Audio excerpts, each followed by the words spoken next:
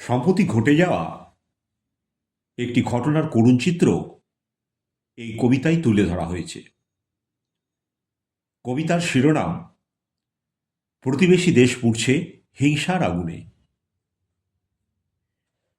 প্রতিবেশী দেশ এখন পুড়ছে হিংসার আগুনে।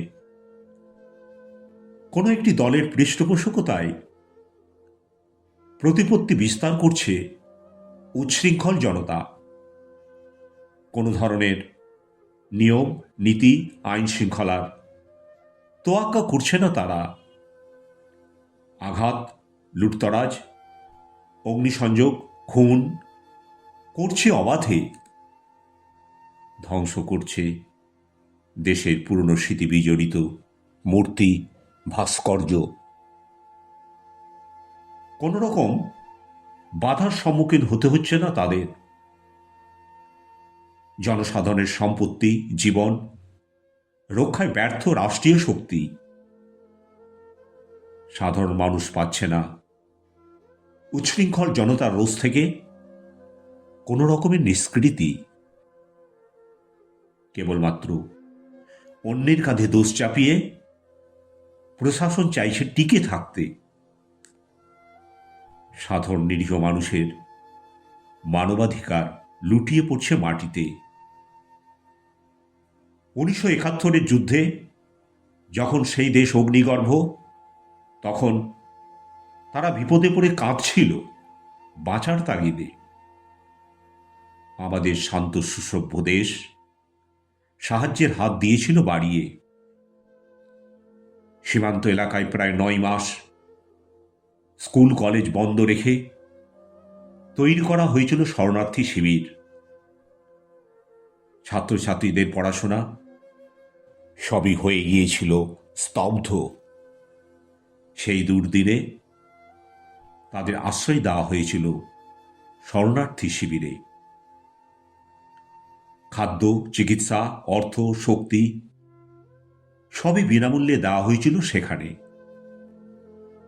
এখন সেই ইতিহাস বেমালুম ভুলে গেছে তারা। উপড়ে তুলে ফেলতে চাইছে সেই সব পুরনো স্মৃতি। ডেকে আনতে চাইছে নিজের দেশের অবনতি। হিংসার শিকার হচ্ছে আবাল বৃদ্ধ বনিতা, সংবাদ মাধ্যম, নিরীহ শিশু, এমনকি তাদের পোষ্য কেউই বাদ পড়ছে না সেখানে। যে 7 বছরের শিশু কন্যাটি রাস্তায় তার বন্ধুদের সঙ্গে খেলে বেড়ায়, যে বোঝে না কোনো জাতি, ধর্ম, বর্ণ, রাজনীতি, যে হয়তো ভবিষ্যতে হয়ে উঠতে পারত দেশের ধারক বাহক চালিকা শক্তি, যাকে নিয়ে বাবা মায়ের ছিল অনেক আশা, স্বপ্ন, সেই শিশুটি দিনের খেলাধুলার শেষে বাবা মায়ের সঙ্গে শান্তিতে ঘুমিয়েছিল বাড়িতে। হঠাৎ উচ্ছৃঙ্খল জনতা রাতের অন্ধকারে পেট্রোল ঢেলে আগুন ধরিয়ে দিল সেখানে। বাইরের সব দরজা ছিল তালাবন্ধ। অগ্নিশিখায় দাও দাও করে জ্বলে উঠল বাড়ি। বিপদে কিংকর্তব্য বিমূঢ় হয়ে 2 নাবালিকা কন্যা আর স্ত্রীকে নিয়ে আহত অবস্থায় টিনের ফাঁক দিয়ে বাড়ির বাইরে বেরিয়ে আসে বাবা। কোন রকমে আগুনের করাল রুদ্রমূর্তি থেকে বেঁচে যায় তারা।